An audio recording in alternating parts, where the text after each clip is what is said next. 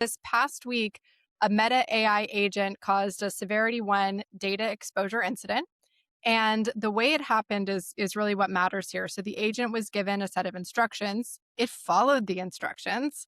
And in the process, it exposed data to people who weren't supposed to have access to that data. This is very different from how we usually talk about AI failures. This isn't just hallucination. It's the model not making something up. It actually did something wrong in real life. So this feels a little worse to me because the failure isn't in the model. It's how the systems were designed and deployed. And so I think depending on the task, have to ask yourself with your AI agents, like, is this a pack and play kind of task where I want it to have really strict guardrails, or this is a, uh, right on the swings at the playground park kind of task? Because obviously there's different risk associated with different things. I don't know what happened to you this week, but I opened my Twitter and I saw Melania Trump walking down with a robot, and I thought it was like a Sora generated AI video, but it turns out it was real, a real story of a humanoid robot walking into the White House.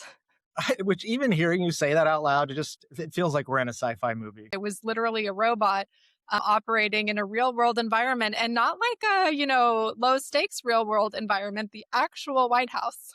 The actual White House, and not just like a screen rolled out on wheels or some Alexa puck. Really a bipedal humanoid robot. Amazon takes them out of the warehouse, and now they've acquired this company Fauna. I don't know if you know much about them, but designed for homes and schools. So that is a decidedly different direction because, Amazon already, of course, sort of dominates industrial robotics, and they move around in the warehouses and lift heavy boxes and that kind of stuff. But now they're bringing their robots into sort of everyday environments. Yeah, and moving boxes is dropping a box, very different stakes than interacting with people. But some of the movies we've watched, these fears have been around for generations. So I don't think the fears are anything new, but it does feel much more imminent and urgent, the world we're living in today.